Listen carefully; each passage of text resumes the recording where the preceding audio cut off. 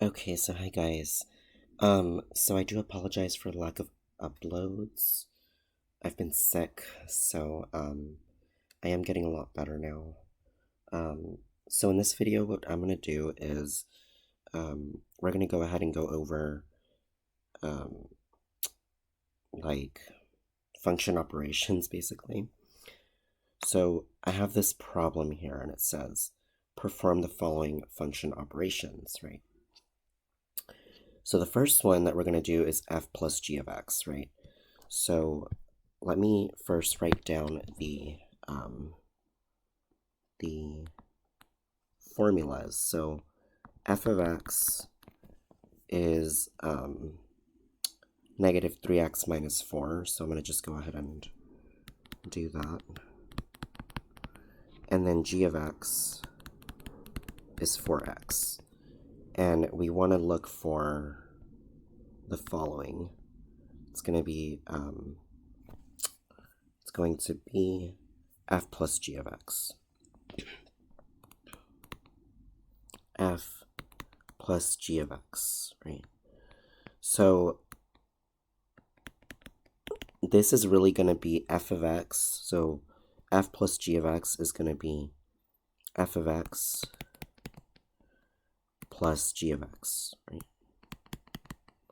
So then this would be the quantity negative 3x minus 4 plus the quantity 4x. Now, notice that the negative 3x and the 4x you can combine. So we can do negative 3x minus 4 plus 4x. And obviously, like I said, they combine. So all you have to do is just do x and then minus 4. Right? And this is what f plus g of x would be. Right? So that is how you do this first one. Okay. Okay, so this is the next one that we're doing. So number 2 says, so we basically have the same functions, and we want to find f minus g of x. So now we're doing kind of the opposite, right? So, excuse me, this is going to be f of x and then minus g of x, right? So like this. And then f of x, like I said, it's negative 3x minus 4, right? Yeah, negative 3x minus 4. Oh, actually, hold on. Yeah, I'm sorry. Negative 3x minus 4, and then minus g of x, right? So minus g of x, which is minus 4x, right? So you want to make sure to put open parentheses when you put 4x in there. So yeah, always put parentheses in case there's a minus negative, right? So then we have negative 3x minus 4 minus 4x. And now all you have to do is combine like terms. We have a negative 3x and a negative 4x. That's going to be negative 7x minus 4. And this is going to be what f minus g of x will be. Right? Okay. So that is how you do that one. So now we want to go ahead and do, so we have f of x equals negative 3x minus 4, and g of x equals 4x. So now we're going to do g minus f and then of x, right? So this is going to equal g of x minus f of x, right? Okay, so this is going to be, so again, you're going to put what g of x is. So we have 4x as g of x, and then minus then f of x, which is going to be the quantity. And again, since it's negative, we have to put parentheses. It's going to be minus parentheses negative 3x minus 4, right? And then from here, we just have to go ahead and do 4x, and then you're going to distribute your negative. So it's going to be plus 3x plus 4. So then this will be, combining these two, it's going to be 7x, right? So 7x plus 4. And this is what g minus f of x will be. So g minus f of x will be this. Okay.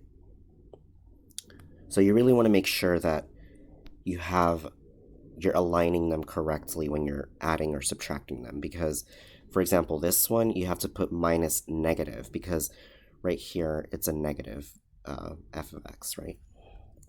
So yeah, that is how you do this one.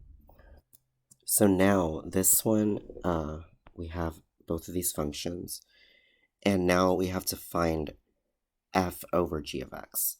So again, you're just going to split it up. So this is actually going to be f of x and then over g of x, right? And like I said, so f of x is negative 3x minus 4, so we're going to put negative 3x minus 4, and then g of x is going to be 4x, so over 4x. And so what you can do is you can literally just do negative 3x minus 4 all over 4x. Or you can also rewrite it the following way. Negative, so it's going to be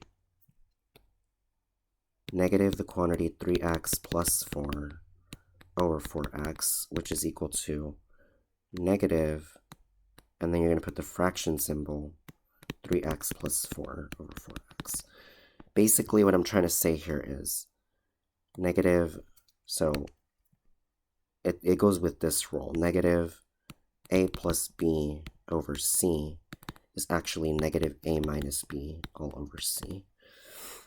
I'm basically just separating the negative on the outside of the fraction, or right next to it, right?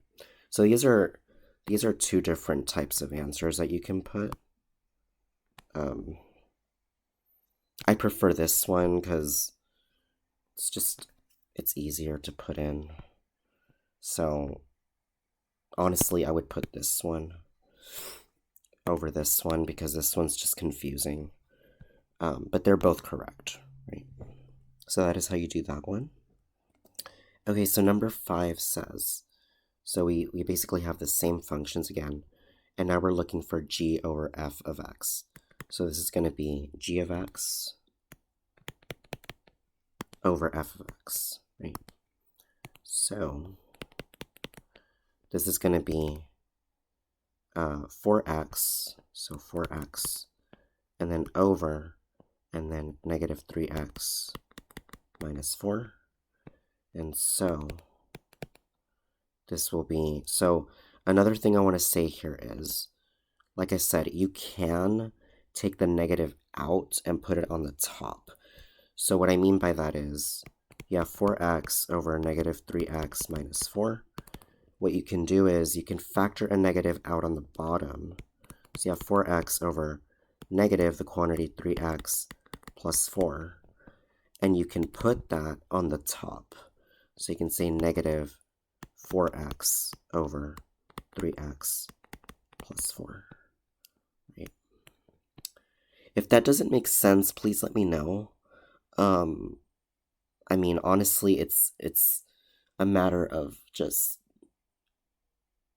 algebraic manipulation.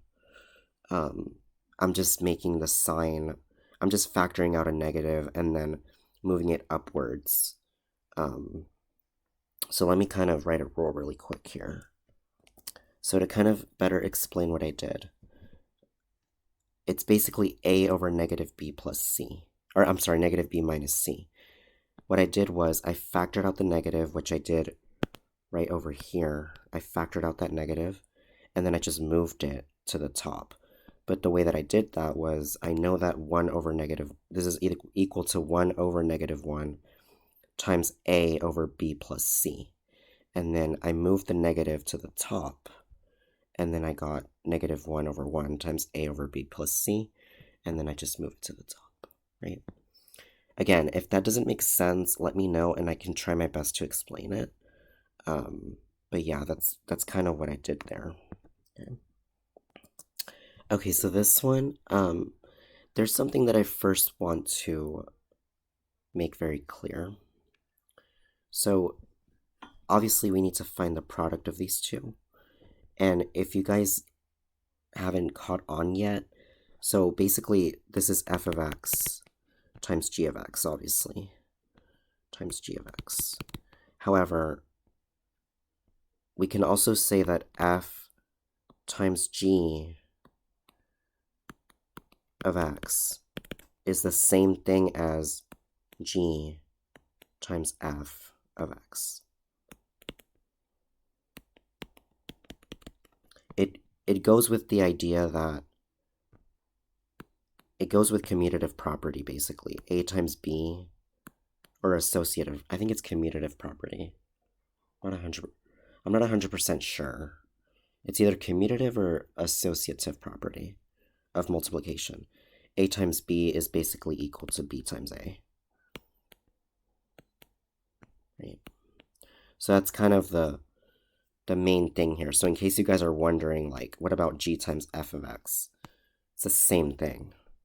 So that's why I'm not doing g times f of x, because it's literally the same thing. So doing this, we have f of x times g of x, which is negative 3x minus 4,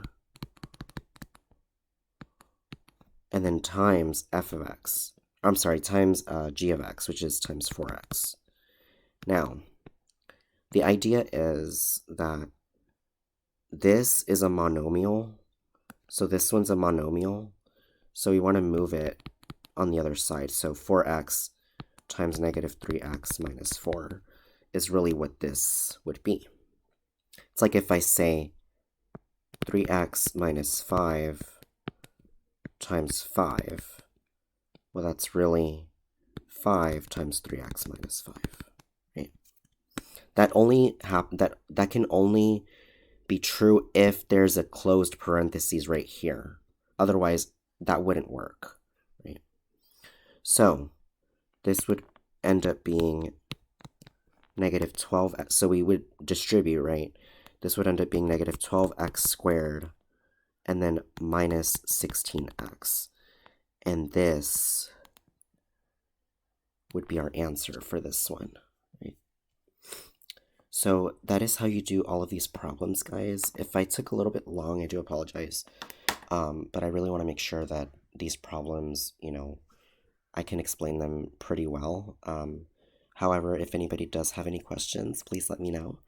And also, please like, comment, and or subscribe. And I will see you guys in the next video. Bye, guys.